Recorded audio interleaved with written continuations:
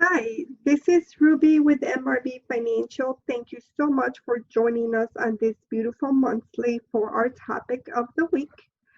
As always, please don't forget to like, share, and subscribe to our social medias as we are always looking to add value to your financial house. And please don't forget to share this message with your friends and family as we never know who we may be able to help. If you know a new homeowner or someone that you think that may benefit from hearing today's message, please don't hesitate to share this with them, even if you do it privately. For today's topic, we're going to talk about how to read your mortgage statement. So let's get on with our topic of the week. On my screen, you will see a sample mortgage statement. This is a very typical format from banks. There are some formats that are a little bit, they add more details, and there are some that remove details, but they all provide generically the same information. And somewhere on the statement, you will see the mortgage company information. This is not a real company, but you will see it on your statement. You will also see who the mortgage is assigned to, who got the loan. You will have the mortgage loan statement information, such as the number, the statement date, the property address, the total due, the payment amount, the payment due date, and if there is going to be any late charges if you pay after a certain date. It is very common for a mortgage company to give you a 15-day grace period. As you read along your statement, you will see your loan overview detail information. Usually it is as of the statement date. Some of them, they will give you when you got the loan. So let's say this was back in 2015. Some of them will provide you that information in this area. They will tell you how much you borrowed and then how much you have left, what interest rates you have, and what escrow balance you have in your account. What is the escrow account? This is a very common question that we get uh, from our clients. The escrow account is basically a separate account within your account with your lender. So it's a sub account. They will go ahead and send you the detail information right on the right side of the screen. You will see the explanation of the amount due. The principal balance is basically let's say in this case scenario, of 329.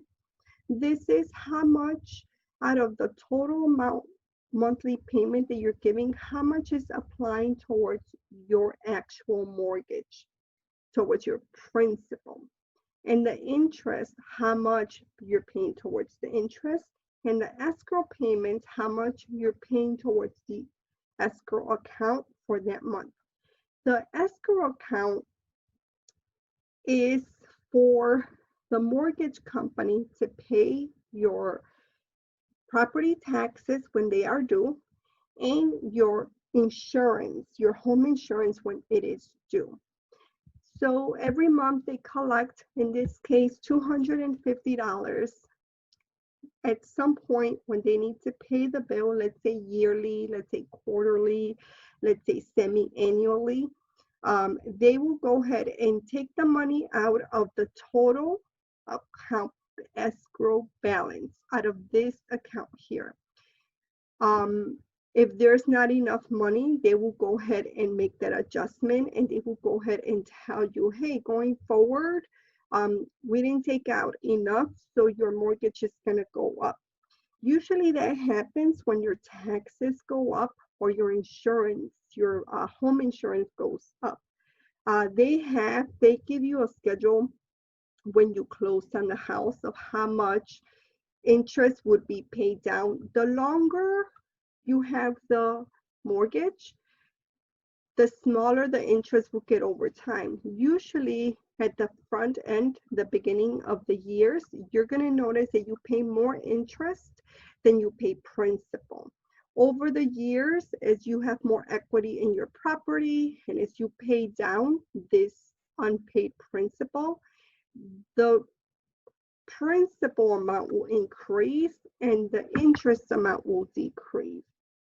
So that's basically how that part works. So if you ever see that your mortgage went up, I would right away look to, did my property taxes go up? Did my insurance go up? That will tell you the reasons why they're collecting extra money. And every year they go and do the same thing.